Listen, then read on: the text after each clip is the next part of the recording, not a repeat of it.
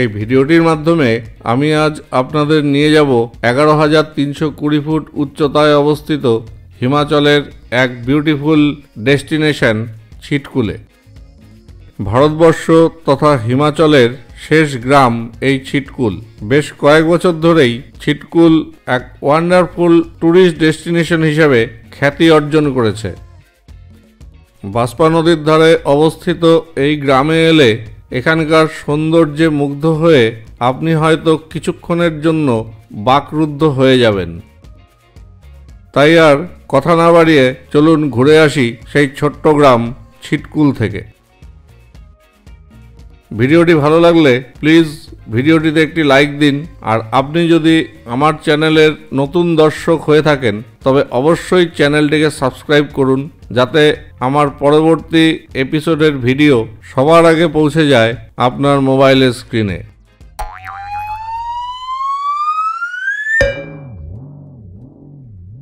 Good morning from Sangla.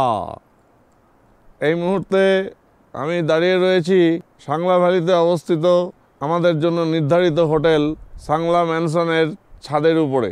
এখান থেকে কিন্নর Kailash range এবং বাসপা নদীর এক অসাধারণ ভিউ দেখতে পাওয়া যাচ্ছে। আমি সমস্তটাই চেষ্টা করব আপনাদের সামনে তুলে ধরার। কিছুক্ষণের মধ্যেই আমরা চলে যাব ব্রেকফাস্টের টেবিলে। আজ ব্রেকফাস্ট শেষ করে আমরা রওনা হয়ে যাব ছিটকুলের উদ্দেশ্যে। এই ছিটকুল যাওয়ার পথে আমরা কিছুক্ষণের জন্য দাঁড়াবো রাকছামে। পাহাড়, জঙ্গল ও বাসপা নদী মিলিয়ে রাকছামে এক অপরূপ সৌন্দর্যের সৃষ্টি হয়েছে। এই সৌন্দর্য উপভোগ করার জন্যে আমরা কিছুক্ষণ রাকছামে দাঁড়াবো, ফটো তুলব। তারপর রাকছাম দেখে আমরা এগিয়ে যাব ভারতবর্ষের শেষ গ্রাম তথা আখরি ভিলেজ ছিটকুলে। এই ছিটকুলে গিয়ে দেখব হিন্দুস্তান কা আখরি ধাবা এবং হিন্দুস্তান কা আখরি পোস্ট অফিস, তার সাথে বাসপা নদী তো রয়েইছে। এই সমস্ত কিছু উপভোগ করে আমরা আবার ফিরে আসব সাংলাতে এবং তারপর আমরা রেকংপিও হয়ে চলে যাব কল্পা। কল্পাতেই আজ আমাদের রাত্রিবাস। দেখুন কি অসাধারণ সুন্দর এই সাংলা ভ্যালি। অল্প কিছু দূরে বয়ে চলেছে বাসপা নদী। এই নদীর বয়ে যাওয়ার শব্দ আমাদের কানে এসে পৌঁছচ্ছে। ধৌলাধার, জাসকট সহ হিমালয়ের অনেক উঁচু উঁচু পর্বত নিয়ে আমার আপনার সামনে হাজির এই কিন্নর ডিস্ট্রিক্ট। এই কিন্নর ডিস্ট্রিক্টেরই এক প্রাণবন্ত শহর এই সাংলা।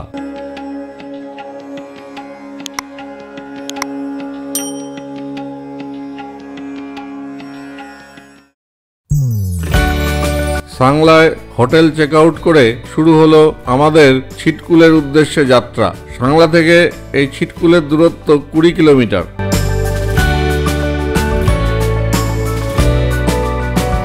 অসাধারণ সৌন্দর্যে ভরপুর এই রাস্তা। দুদিকে সারি দিয়ে রয়েছে পাইন ও অ্যাপ্রিকটের ঝাড়।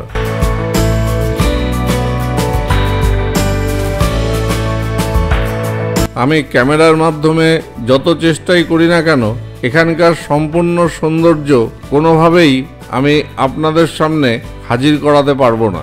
অর্থাৎ এখানকার সম্পূর্ণ সৌন্দর্য উপভোগ করতে হলে আপনাকে এখানে আসতেই হবে। পৃথিবী তথা ভারতবর্ষের বুকে এত সৌন্দর্য লুকিয়ে রয়েছে, তা এখানে না আসলে আপনি বিশ্বাস করতে পারবেন না। সাংলা থেকে রওনা হয়ে এই মুহূর্তে আমরা এসে পৌঁছলাম রাকছামে। ছবির মতো সুন্দর এই রাকছাম। বাসপা নদীর ধারে একটা রাত কাটানোর জন্য এই রাকছাম কিন্তু আদর্শ পরিবেশ। এখানে বেশ কিছু হোটেল ও হোমস্টে রয়েছে থাকার জন্য। অনেকেই এই ট্রিপে এসে সাংলা অথবা ছিটকুলে না থেকে এই রাকছামে রাত্রি যাপন করে থাকেন। এই রাকছামের কিছু হোটেল এবং হোমস্টের নাম্বার আমি ডেসক্রিপশন বক্সে আপনাদের সুবিধার জন্য দিয়ে দিলাম।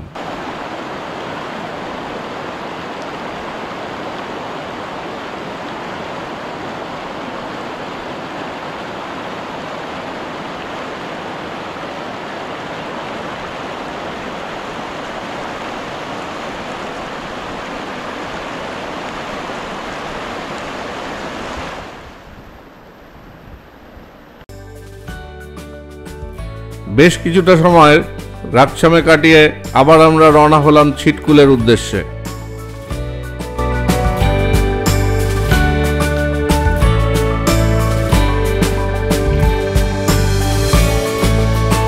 আপনারা অনেকেই হয়তো জানেন, গঙ্গোত্রী যাওয়ার আগে হটশিল বলে একটি জায়গা পড়ে। এখানকার সৌন্দর্য দেখতে দেখতে আমার কিছুটা হটশিলের কথা মনে পড়ে যেতে লাগলো। যদিও কোনো একটি জায়গার সঙ্গে অন্য কোনো জায়গার তুলনা করাটাই ঠিক নয়, তবুও এখানকার গাছপালা সমৃদ্ধ প্রাকৃতিক পরিবেশ দেখতে দেখতে আমার বারবার সেই হটশিলের কথাই মনে হতে লাগলো।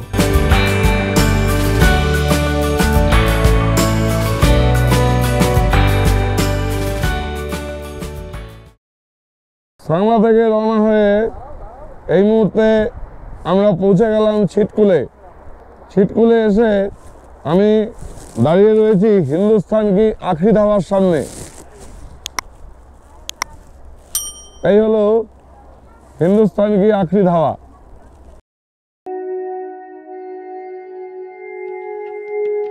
এই ধাবায় যাওয়ার জন্য আপনাকে এই সিঁড়ি দিয়ে নিচে নেমে যেতে হবে। ব্রেকফাস্ট হিসেবে এখানে সেরকম কিছু আপনি পাবেন না। চা, কফি, বিস্কুট আর কিছু ভাজাভুজি এখানে পাওয়া যায়।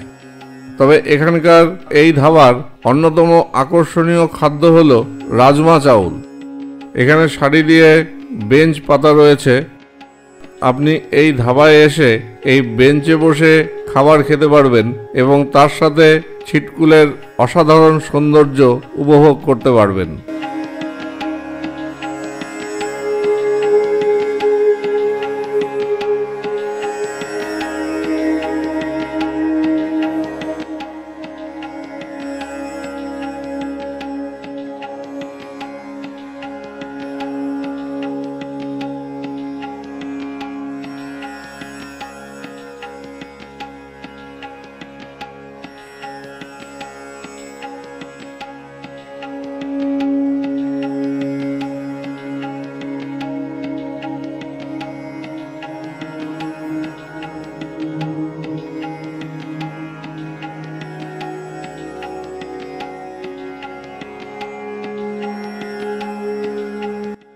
এই হলো ছিটকুলে অবস্থিত হিন্দুস্তান কা আখড়ি পোস্ট অফিস। এই ছিটকুলের পরে কিছুটা দূরেই তিব্বত সীমান্ত শুরু, সেই হিসাবে এই দিককার শেষ পোস্ট অফিস এটি। ইচ্ছে ছিল এই পোস্ট অফিস থেকে একটি চিঠি বাড়িতে পাঠাবার, কিন্তু পোস্টমাস্টার সাহেবের সাথে কথা বলে জানতে পারলাম এই মুহূর্তে তাদের কাছে পোস্ট অফিস খাম অথবা স্ট্যাম্প কোনোটিই নেই। তাই কিছুটা নিরাশ হয়েই বেরিয়ে এলাম।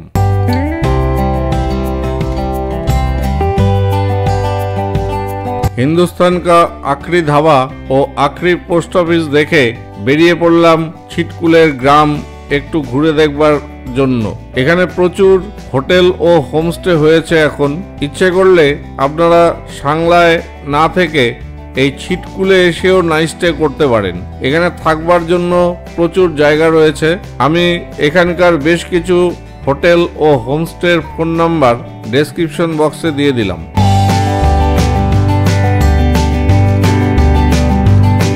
এখানে দেখতে পাচ্ছি সম্পূর্ণ বাঙালিয়ানা নিয়ে হাজির রতন গেস্ট হাউস।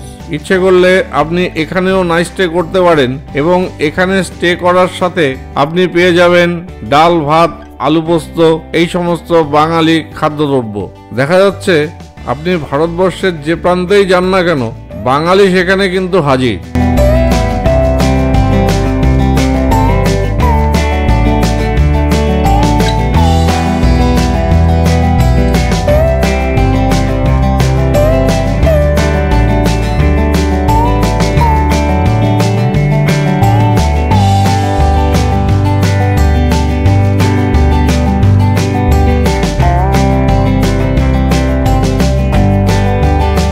মেইন রাস্তাটি ছেড়ে এবারে আমি ডান দিকের রাস্তা ধরে হাঁটা শুরু করলাম। চলুন একটু ঘুরে আসি বাঁশপা নদীর বেট থেকে।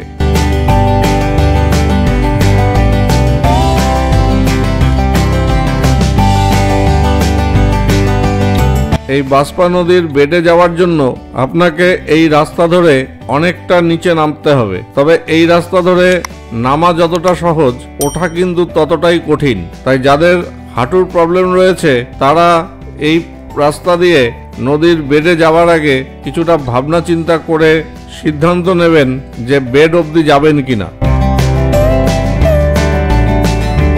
তবে যত সমস্যাই থাকুক না কেন, আপনি অবশ্যই এগিয়ে যাবেন এই সৌন্দর্যের টানে, কারণ এই সৌন্দর্যই আপনাকে দুহাত বাড়িয়ে টেনে নিয়ে যাবে বাসপা নদীর কাছে।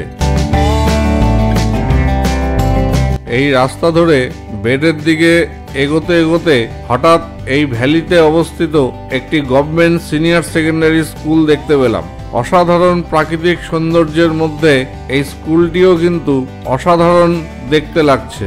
দূর থেকে দেখেই বোঝা যাচ্ছে বেশ গোছানো এই বিদ্যালয়টি, এবং বিদ্যালয়টির সামনে সুন্দর একটি খেলার মাঠও রয়েছে। ইচ্ছে ছিল বিদ্যালয়টির সামনে গিয়ে সেখানকার স্যার অথবা ম্যাডামদের সাথে কথা বলার, কিন্তু কিছুটা সময় কম থাকায় সেটা আর হয়ে উঠল না।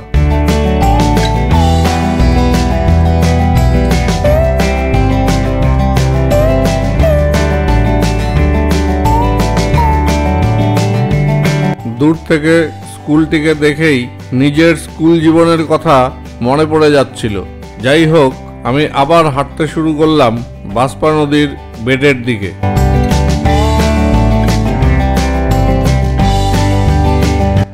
হাঁটতে হাঁটতে অবশেষে এসে হাজির হলাম বাসপা রিভার বেডে অবস্থিত বাসপা রিভার ক্যাম্পের সামনে।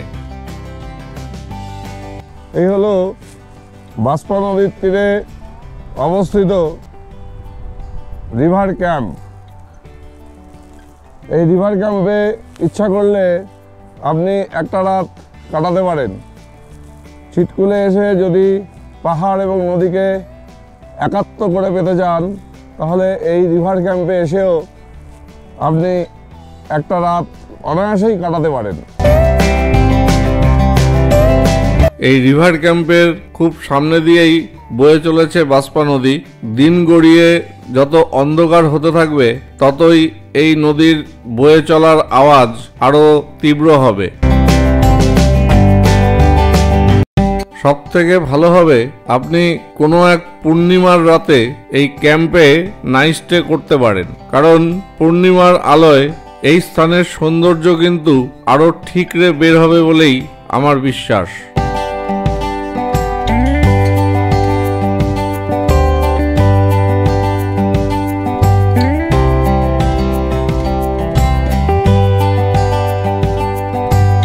ওয়াও, দেখুন কি অসাধারণ দৃশ্য! প্রকৃতি যেন তার সমস্ত সৌন্দর্য ঢেলে দিয়েছে এই স্থানে।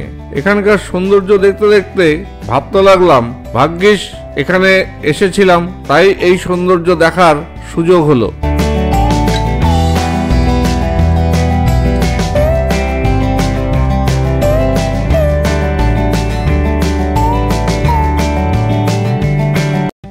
এই ছিটকুলে আসার আদর্শ সময় হলো সেপ্টেম্বরের প্রথম সপ্তাহ থেকে অক্টোবরের মাঝামাঝি সময় পর্যন্ত। এই সময় এলে এখানকার এইরূপ প্রাকৃতিক সৌন্দর্য আপনি দেখতে পাবেন। আর যারা বরফ ভালোবাসেন তাদের এখানে আসবার জন্য আদর্শ সময় হবে ফেব্রুয়ারি থেকে মার্চ মাস পর্যন্ত।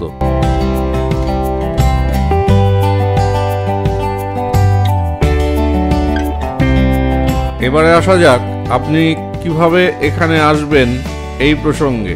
দিল্লি অথবা চণ্ডীগড় থেকে বাসে বা গাড়িতে চেপে আপনি প্রথমে চলে আসুন সিমলা। সিমলাতে এক রাত কাটিয়ে পরদিন সিমলা থেকে গাড়ি নিয়ে চলে আসুন সারাহান। সারাহানে দেখুন ভীমাকালী টেম্পল এবং অন্যান্য প্রাকৃতিক সৌন্দর্য। পরদিন সারাহান থেকে আপনি চলে আসতে পারেন সাংলা অথবা ছিটকুলে। আর যারা বাজেট ট্রিপ করতে চান তারা HRTC বাসে চেপেও এখানে চলে আসতে পারেন।